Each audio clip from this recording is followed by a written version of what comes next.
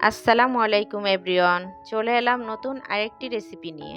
আজকে আপনাদের জন্য নিয়ে আসলাম কচুরমুখী দিয়ে চিংড়ি মাছের রেসিপি। চলুন তাহলে কথা না বাড়িয়ে শুরু করা যাক। প্যানে দিয়ে দিচ্ছি 1/4 কাপ রান্নার তেল। তেলটাকে গরম করে নিয়ে দিয়ে দিচ্ছি 1/2 কাপ পেঁয়াজ কুচি।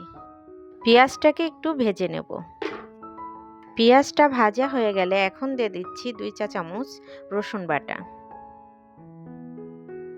দিয়ে দিচ্ছি স্বাদমতো লবণ। একটু ভেজে নিয়ে এ পর্যায়ে দিয়ে দিচ্ছি 1.5 চা চামচ হলুদ গুঁড়ো, 1/2 চা চামচ মরিচ গুঁড়ো আর দিয়ে দিচ্ছি 1 চা চামচ জিরের গুঁড়ো। এখন একটু ভেজে নেব। এ পর্যায়ে সামান্য একটু পানি অ্যাড করে মশলাটাকে ভালোভাবে কষিয়ে নেব।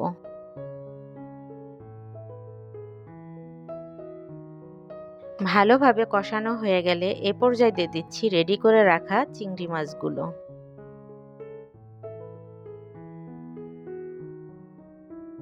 সামান্য একটু পানি দিয়ে চিংড়ি মাছগুলো কষিয়ে নেব। চিংড়ি মাছগুলো কষানো হয়ে গেলে এখন দিয়ে দিচ্ছি কচুরমুখীগুলো।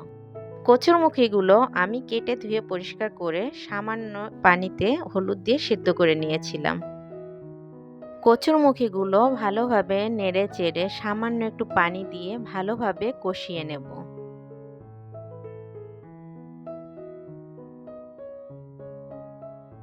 4-5 মিনিট কষিয়ে নেওয়ার পর এ পর্যায়ে আমি অ্যাড করছি পরিমাণ মতো ঝোলের পানি। ঝোলের পানিটা আপনারা আপনাদের পরিমাণ মতো দিবেন।